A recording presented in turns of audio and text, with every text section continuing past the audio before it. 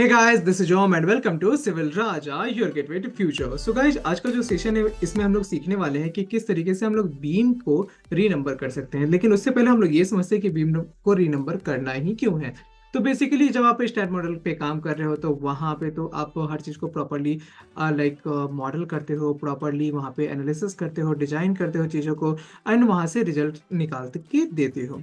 लेकिन जैसे ही आपको कोई मेंबर फेल होता है या फिर कोई मेंबर में वार्निंग आती है, तो आपको अगर मॉडल में वो मेंबर खोजना हो तो सिंपली आप क्या करते हो, ज्योमेट्री में जाते हो, उस मेंबर पे क्लिक कर लेते हो, यहाँ से आप उसके बीम नंबर को देख लेते हो।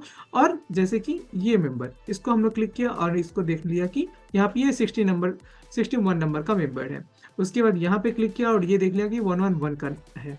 लेकिन इस तरीके से जब हम लोग काम करते हैं तो सारा जो नंबरिंग है वो मेंबर्स के बेसिस पे होता है कि नए मेंबर्स जो भी क्रिएट होते हैं उसके बेसिस पे यहाँ पे क्रिएट होता है। लेकिन अगर हम यही सारा चीज़ है एक प्रॉपर अरेंजमेंट में करें तो हमारा काम जो है वो काफ़ी आसान हो जाता है।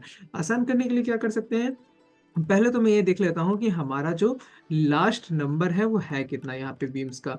तो ये जो लास्ट नंबर है वो हमारे पास 212, यानी टोटल मेंबर्स जो है कॉलम और बीम मिला के 212 है। तो अगर हम लोग इसको रीनंबर करना चाहते हैं तो सबसे पहले मुझे अपने बीम के लेयर को सिलेक्ट करना होगा। तो उसके लिए मैं यहाँ पे व्यू में जाके, एक फ्रंट व्यू में जाके अपने एक पर्टिकुलर लेयर को सिलेक्ट कर लेता हूँ, जो कि आप देख रहे हो कि हमारा ग्राउंड फ्लोर का लेयर हो गया। अब यहाँ जाके अगर मैं इसे रीनंबर करना चाहता हूँ तो सिंपली ज्योमेट्री में जाऊंगा। यहाँ पे अलग अलग सेक्शंस होते हैं, जैसे कि नोड का, बीम का, प्लेट का, सॉलिड का। तो हम लोग को क्या करना होता है कि बीम वाले सेक्शन में जाना है और वहां से रीनंबर के ऑप्शन पे क्लिक कर लेना है। तो यहाँ पे आपको जैसे ही आप बोलोगे तो आपको बोलेगा कि ये एक इरिवर्सिबल ऑपरेशन है, यानी कि एक बार आपने कर दिया तो कर दिया, ये वापस से प्रीवियस नंबर में नहीं आ पाएगा। तो यहाँ पे प्रोसीड करने से पहले मैं सजेस्ट करूंगा कि आप अपने प्रोजेक्ट को सेव कर लो, ताकि अगर कोई डेटा लॉस्ट भी हो जाए तो आप उसको एटलीस्ट रिकवर तो कर पाओ। फिर वापस से सेम प्रोसेस में जाते हैं, फ्रंट व्यू में जाके यहाँ पे अपने बीम को सिलेक्ट कर लेते हैं और उसके बाद हम लोग सिंपली या तो सिलेक्टेड ऑब्जेक्ट्स में भी काम कर सकते हैं, जो कि आपको व्यू में देखने को मिलेगा। ओके, तो यहाँ पे भी इस तरीके से काम किया जा सकता है। देन आप ज्योमेट्री में जाके यहाँ पे री नंबर बीम्स का कर सकते हो।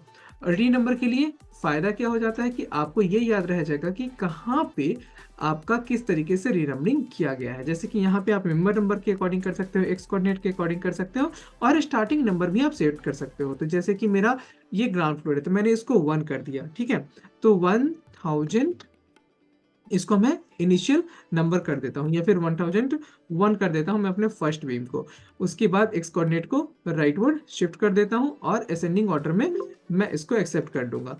ओके, तो अभी हम लोग देखते हैं कि ये मेरा जो बीम्स है वो है कौन कौन सा।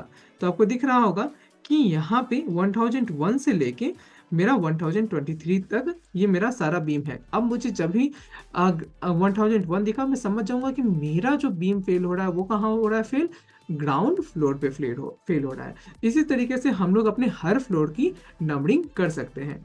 तो इसको प्रोसेस को एक दो बार और रिपीट कर लेते हैं सो डेट आपको ये चीज़ ध्यान में रह जाए। तो हम लोग क्या करेंगे, वापस से व्यू में जाएंगे, डिस्प्ले होल स्ट्रक्चर करेंगे। उसके बाद फ्रंट व्यू में जाके हम लोग यहाँ से एक और लेयर को सिलेक्ट कर सकते हैं। उसके बाद अब हमें दोबारा लाइक सिलेक्टेड ऑब्जेक्ट्स वगैरह से चूज करने की जरूरत नहीं है, कोई व्यू चूज करने की जरूरत नहीं है। मैं आपको यहीं से सारा कुछ करके दिखा देता हूँ। यहाँ पे री नंबर बीम पे गए, यहाँ पे चूज किया। उसके बाद ये हमारा फर्स्ट फ्लोर है तो मैं इसको 2001 कर देता हूँ, ठीक है।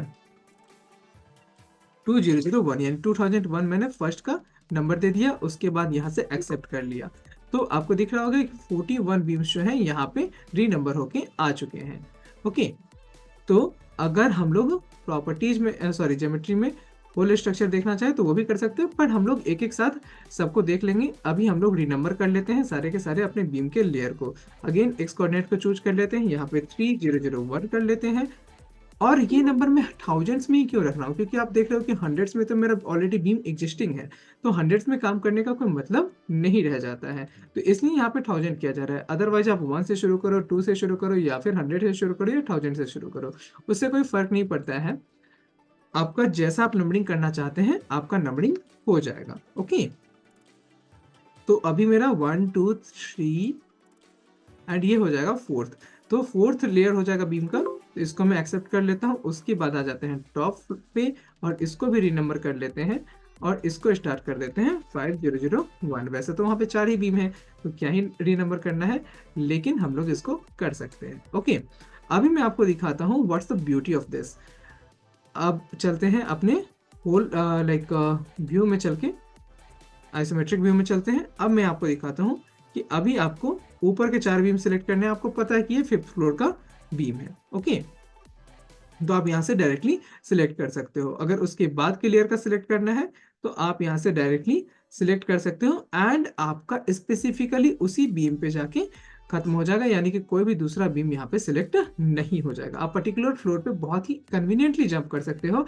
एंड जब आपको वेटिंग में ये क्वेश्चन पूछा जाए कि आपका ये बीम कहाँ पे है, मॉडल में बताओ, तो आप डायरेक्टली उस पर्टिकुलर लेयर पे जाके जंप करके दिखा सकते हो कि सर मेरा जो ये लेयर है वो यहाँ पे आता है। ओके, तो इस तरीके से आपका काम जो है वो काफी आसान हो जाएगा। आई होप आपको ये वीडियो पसंद आया हो। अगर हाँ, तो आप इस वीडियो को लाइक कीजिए, शेयर कीजिए, एंड हमारे चैनल को सब्सक्राइब कीजिए।